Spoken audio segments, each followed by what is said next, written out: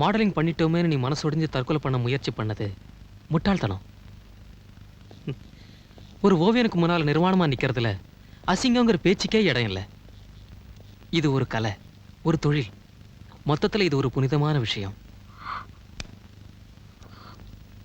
அதையே தொழிலா வச்சிருக்கிறவங்களுக்கு வேணும்னா அது புனிதமா இருக்கலாம். ஆனா எனக்கு உங்களுக்கு முன்னாடி நின்ன அந்த 1 மணி நேரத்துல நான் எந்த அளவுக்கு புழுங்கி புழுங்கி செத்தேன்னு உங்களுக்கு தெரியாது.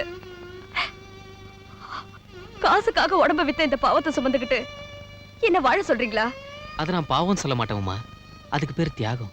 அந்த தியாகத்துக்கு தான் பலனே இல்லாம போச்சு. எங்க அம்மாவே போனதுக்கு அப்புறம் நான் எதுக்காக வாழணும்? உங்க அம்மாவுடைய கனவுகளுக்காக. அவங்களதான் நீ காப்பாற்ற முடியாம போச்சு.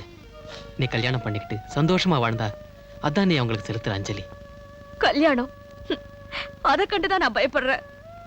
என்னதான் கௌரவமா சொன்னாலும் நான் செஞ்சது விபச்சாரம் தான். ஒரு பெரிய களங்கத்தை சுமந்துக்கிட்டு என்ன ஒருத்தர்கிட்ட ஒப்படைக்க எனக்கு என்னங்க தகுதி இருக்கு? அது துரோகம் இல்லையா? இத பாருமா, நீ யாரோ ஒருத்தருக்கு வாழ்க்கப்பட்டதானே இந்த பிரச்சனை. எனக்கு வாழ்க்கப்பட்ட உன் மேல இருக்கிற அனுதாபத்தினால நான் இது சொல்லல. தியாகி ஆகணுங்கிற ஆசையும் எனக்கு இல்லை. வாழ்க்கையில எனக்கும் ஒரு துணை தேவை. அந்த துணை உன்ன மாதிரி ஒரு உன்னதமான பெண்ணா இருந்தா நான் ரொம்ப சந்தோஷப்படுவேன்.